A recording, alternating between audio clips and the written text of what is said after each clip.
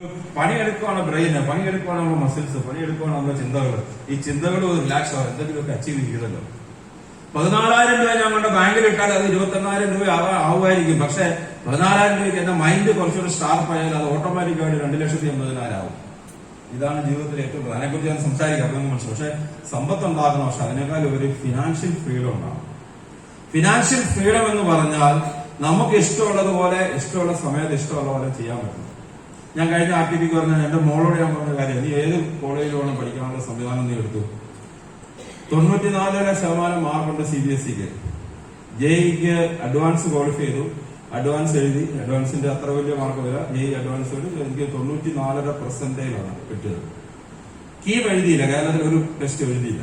കാരണം കേരളത്തിൽ അഡ്മിഷൻ അവർക്ക് താല്പര്യമില്ല എന്നാണ്. കേരളത്തിന് പുറത്ത് ഇനി പഠിച്ച് തൊട്ട് കാണിക്ക്, ഞാൻ അവിടെ കൊണ്ട് ആക്കാം. അത് ആക്കാണെന്ന് പറയാനുള്ള കോൺഫിഡൻസ് വെറും 60,000-70,000 രൂപയ്ക്ക് NIT കാലിക്കറ്റ് കിട്ടുമായിരുന്നു. അതുപോലെ അപ്ലൈ ചെയ്തില്ല. അപ്ലൈ ചെയ്താലേ പ്രശ്നമുള്ളൂ. കേരളത്തിന് പുറത്ത് മതി എന്ന് പറഞ്ഞു. ഞാനത് പറയാനുള്ള കാര്യം, എനിക്ക് ആ ഫ്രീഡം ഉള്ളത് കൊണ്ടല്ല അത് സാധിച്ചത്. എനിക്ക് ആ ഫ്രീഡം ഉള്ളതുകൊണ്ടാണ് ഞാൻ ആ ഫ്രീഡത്തിൽ എത്തിച്ചേരുന്ന കാര്യം നിങ്ങളോട് പറഞ്ഞത്. ചിലപ്പോൾ നിങ്ങൾക്ക് ഇത് മാറ്റർ ആയിരിക്കത്തില്ല, നിങ്ങളുടെ ജീവിതത്തിൽ വേറെ എന്തെങ്കിലും ആയിരിക്കും. നിങ്ങളുടെ ജീവിതത്തിൽ വേറെ എന്തെങ്കിലും ആയിരിക്കും. കാരണം വെച്ചാൽ നിങ്ങൾക്കറിയാം, ചില ആൾക്കാരെ ദൂർത്ത് ചെയ്യാൻ ആഗ്രഹിക്കുന്നുണ്ട്. ഇപ്പം ചില ആൾക്കാരെ കുറ്റപ്പെടുത്തും. കഴിഞ്ഞ ദിവസം ഞാൻ വളരെ മോശമായിട്ടൊരാള് അനിൽ അംബാനിയെ കുറിച്ച്, മുകേഷ് അംബാനിയുടെ മോന്റെ കല്യാണത്തിനെ കുറിച്ച് പറയുന്നത്. ഇത്ര ആഡംബരം മുടക്കിയല്ല. നിങ്ങൾ ആലോചിക്കും, മുകേഷ് അംബാനിയുടെ ആസ്തി എത്രയാണ്? 10 ലക്ഷം കോടി മറ്റേ ആസ്തിയുള്ള ഒരാൾക്ക് 1,000 കോടി മകന്റെ കല്യാണം. നിങ്ങൾക്ക് 10 ലക്ഷം രൂപ നിങ്ങളുടെ കയ്യിലുണ്ടെങ്കിൽ 1,000 രൂപ നിങ്ങൾ ചെലവാക്കാൻ പഠിക്കുന്നത്. 1,000 കോടി മകന്റെ കല്യാണം ചെലവാക്കുന്നുണ്ട്. ഇപ്പൊ ചോദിച്ചു, കല്യാണം തീരുന്നതിൽ എത്രയും നാളായിട്ട് പ്രീ വെഡിങ് നടന്നുകൊണ്ടിരിക്കുക. ഞാൻ പറയുന്നത് ചില ആൾക്കാർക്ക് അത്, നിങ്ങൾക്ക് ചില ആൾക്കാർക്ക് അതൊരു അങ്ങനെ ചെയ്യരുതെന്ന് ആഗ്രഹം, അങ്ങനെ ചെയ്തു. നിങ്ങൾക്ക് ആഗ്രഹമുള്ള എന്തെങ്കിലും ചെയ്യാമല്ലോ. ഈ ദാരിദ്ര്യവും ലാളിത്യവും രണ്ടും രണ്ടാണ്. ദാരിദ്ര്യം എന്ന് പറഞ്ഞാൽ നമുക്ക് നിവൃത്തികേടായതുകൊണ്ട് നമ്മൾ ഗാന്ധിജിയെ പോലെ ഫോളോ ചെയ്തു. ലാളിത്യം എന്ന് പറഞ്ഞാൽ നമുക്ക് എല്ലാം ഉണ്ട്, പക്ഷെ നമുക്ക് പിന്നെ ഗാന്ധിജിയെ ഫോളോ ചെയ്യാൻ പറ്റണം.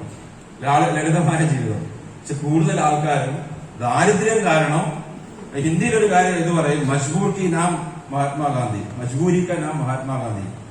മജ്ബൂരൈസെ മഹാത്മാഗാന്ധി ബൻ ഗയ എന്ന് പറഞ്ഞാല് മജ്ബൂരിസെ നിവൃത്തികേട് കൊണ്ടാണ്, നിർവൃത്തികേടിന്റെ പരിഹാരമാണ് ഗാന്ധിജി. ഒരു നിവൃത്തിയില്ല. നമുക്ക് ഒരാൾ നമ്മൾ അടിച്ചു, തിരിച്ചടിക്കാൻ നമുക്ക് നിവൃത്തിയില്ല. അപ്പൊ ഗാന്ധി പറഞ്ഞ മറ്റേ കാരണം കാണിച്ചു കൊടുക്കും, അത് മാത്രമേ ഉള്ളൂ. അത് നിവൃത്തികേടുണ്ട്. പക്ഷെ തിരിച്ചടിക്കാൻ നമുക്ക് പക്ഷെ വേണ്ട, നീ അടിച്ചോ എന്ന് പറയുന്നത് അതാണ് ശരിയാണ്. അതുപോലെയാണ് പൈസയുടെ കാര്യം. നമുക്ക് വേണ്ട, നമുക്ക് 4,500 രൂപ ഷർട്ട് ഭയങ്കര എക്സ്പെൻസീവ് ആണ്, 800 രൂപ മതി, എനിക്കതാ ഇഷ്ടം, 800 കിട്ടും. പക്ഷെ അത് പൈസ ഇല്ലാഞ്ഞിട്ടാകരുതെന്നുള്ള നിർബന്ധം എനിക്കുണ്ട്. അങ്ങനെ ഒരു സാധനം നിങ്ങൾക്ക് ഉണ്ടാവണം.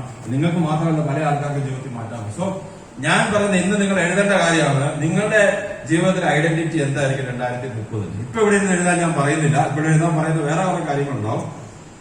ഇതല്ല കാരണം, ഇത് പെട്ടെന്ന് അങ്ങനെ എഴുതിയാൽ ശരിയാവില്ല. പക്ഷെ ഇന്ന് നിങ്ങൾ കുറെ സമയമെടുത്ത് 2030 ആകുമ്പോൾ ഞാൻ എത്തിച്ചേരുന്ന ലെവൽ അത് ആലോചിച്ച് കണ്ടുപിടിക്കണം.